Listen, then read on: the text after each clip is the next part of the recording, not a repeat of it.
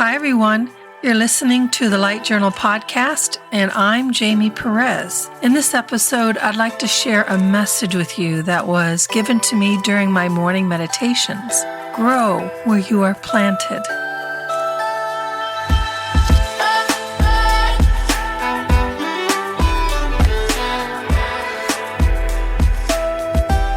I don't claim to speak for anyone else, but I've spent most of my life wanting to be somewhere else, doing something else, or being someone else. I've never been enough. There was always something better that I could be doing with my time, if only I had this or that, was able to do this or that, could be there or the other place, or any number of other if-onlys. These if-onlys made me restless, dissatisfied with life, and consumed with the fear that I was failing in some great task I was supposed to achieve in my lifetime. As a result, I was rarely mentally present, rarely satisfied with what I had achieved, and rarely satisfied with what I was doing with my time. That changed in my 50s when I began exploring shamanism. I became increasingly aware of the consciousness flowing in, as, and through all things. This awareness gradually transformed into a very deep appreciation and gratitude for everything in my life. And I mean everything. Bit by bit, through a variety of spiritual practices, I began to re-see and re-know my life experiences from a higher perspective. Instead of focusing on how someone hurt me or how I hurt someone else, or how I did something humiliating or embarrassing, I saw how those experiences taught me invaluable lessons about life. Every experience, regardless of how traumatizing at the time, was re-known through the higher lens of learning, growing, and becoming who I am today. I'm not going to say it was easy or quick because it was neither, but it was transformative. Instead of cringing through a random flashback, I could accept that the experience happened, integrate the lesson learned, and love myself because of it, not merely in spite of it. Loving myself was quite a change from that constant nagging sensation of being less than, inferior to, or otherwise inadequate to everyone else. And each one of those lessons expanded my understanding, empathy, and compassion towards others. I know from personal experience what it feels like to be bullied and humiliated.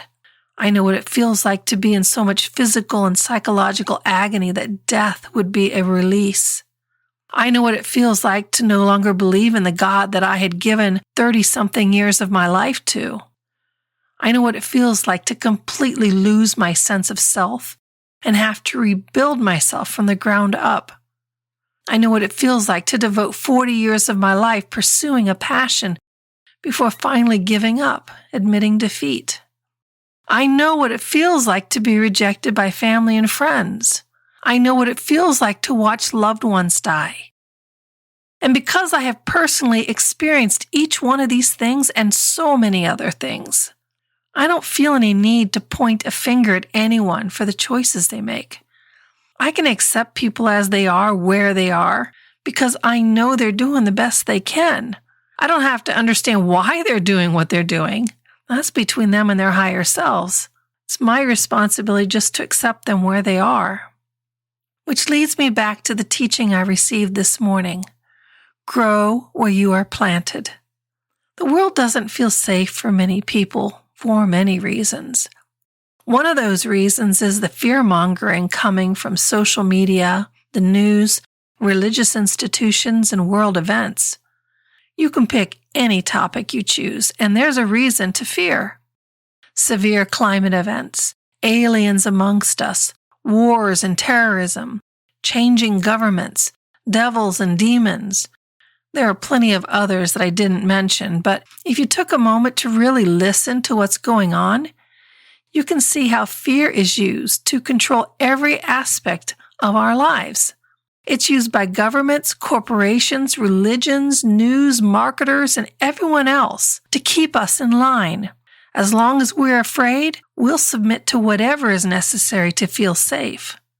Well, that's not thriving. That's not growing.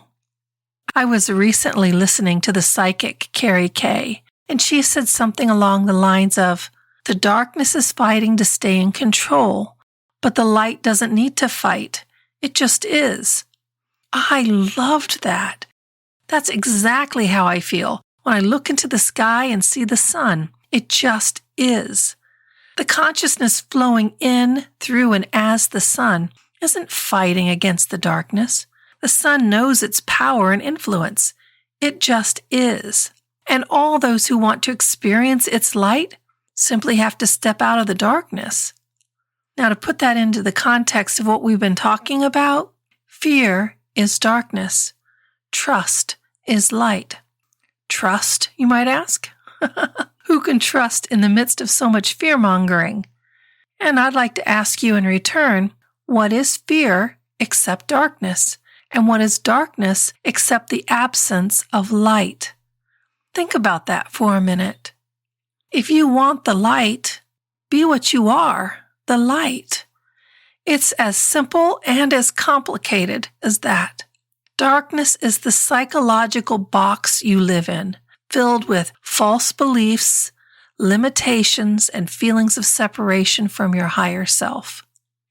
In other words, darkness is made up of fear and lies. Light is made up of trust and truth.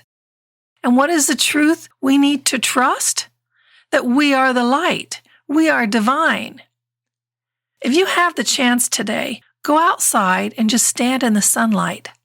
Focus your thoughts and attention on the sun. Feel its heat, experience its light, connect with it.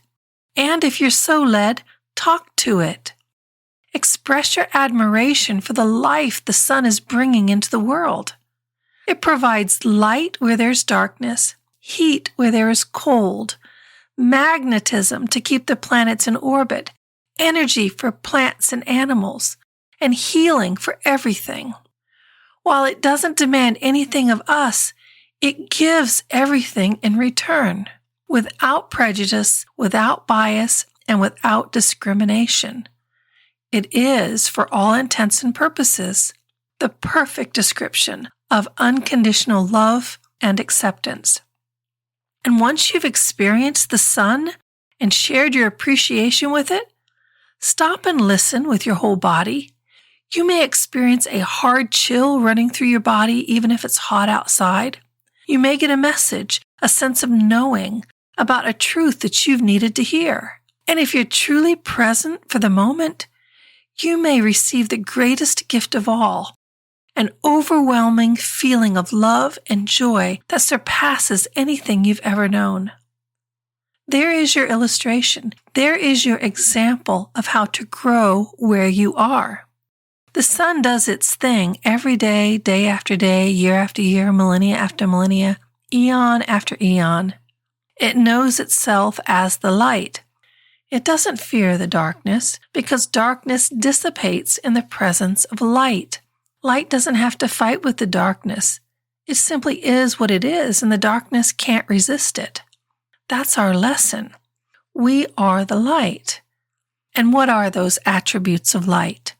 Joy, love, acceptance, healing, confidence, fearlessness, courage, and so much more. And the best part is, it doesn't matter where you are or what your life looks like at the moment, because light dissipates darkness.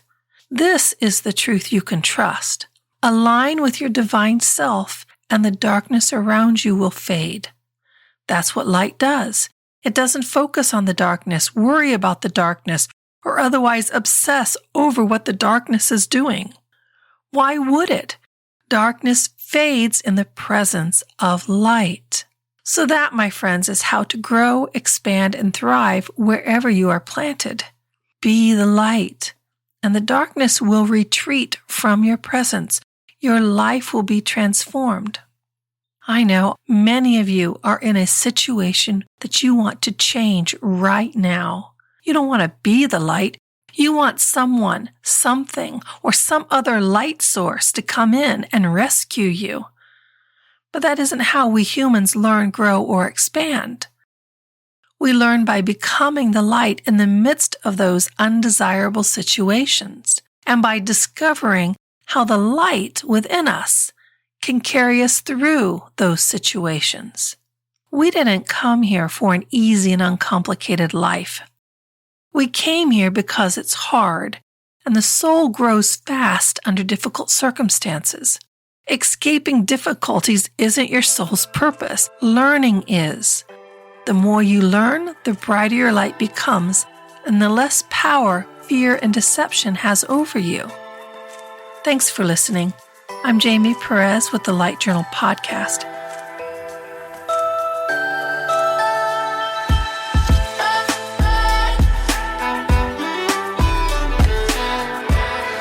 If you're struggling to align with your inner light and would like help exploring who you truly are, I'm available for one-on-one online sessions.